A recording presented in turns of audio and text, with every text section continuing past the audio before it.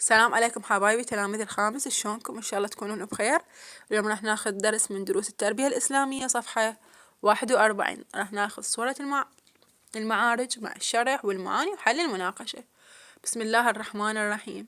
إن الإنسان خلق هلوعا إذا مسه الشر جزوعا وإذا مسه الخير منوعا إلا المصلين الذين هم عن صلاتهم دائمون والذين هم في أموالهم حقا معلوم للسائل والمحروم والذين يصدقون بيوم الدين والذين هم من عذاب ربهم مشفقون إن عذاب ربهم غير مأمون والذين هم لفروجهم حافظون إلا على أزواجهم أو ما ملكت إيمانهم فإنهم غير ملومون.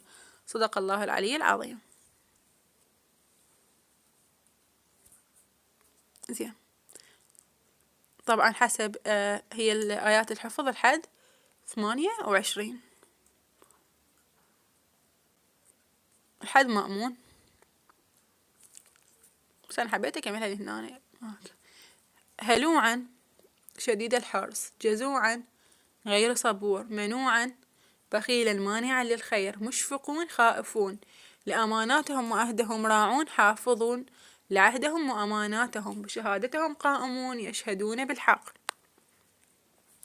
إن الإنسان خلق هلوعا إذ مسه الشر جزوعا وإذ مسه الخير منوعا إلا المصلين. في هذه الآيات الكريمة يوضح الله تعالى صفات الإنسان السيء الخلق الذي يتضجر ويجزع إذا واجهته مشكلة في الحياة ولا يصبر، وإذا رزقه خيرا أو مال اشتد حرصه عليه ولم ينفق منه، فلم يشكر الله على نعمته إلا المؤمنون المصلون، فإنهم يختلفون عن هؤلاء الناس إذا وعدهم الله جناته ونعيمه، الذين على صلاتهم دائمون لأنهم آمنوا بالله وحافظوا على الصلاة،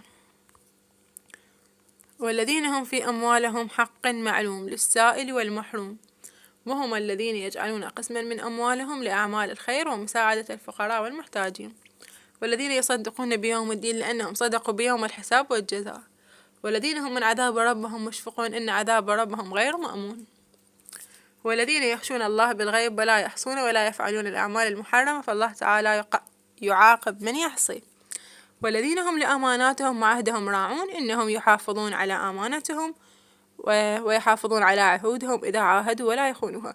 طبعا الشرح حسب المعلم، إذا يريد الشرح كله أو لحد آيات الحفظ، مكان راح أشرح الشرح كله.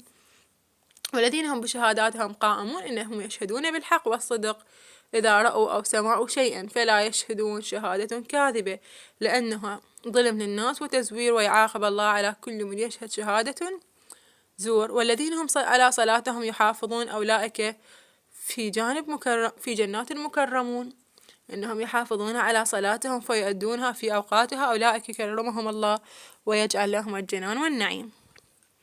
نتعلم من الآيات الكريمة أهمية الصبر على مصاعب الحياة، لأن الصبر عاقبته إلى الخير والفرج، وتعلمنا وجوب شكر الله على نعمته وتأدية هذا الشكر بمساعدة الناس، وقد أمرنا الله تعالى بالالتزام مكارم الأخلاق وحسن التعامل مع الآخرين، وحذرنا عقابه وعذابه.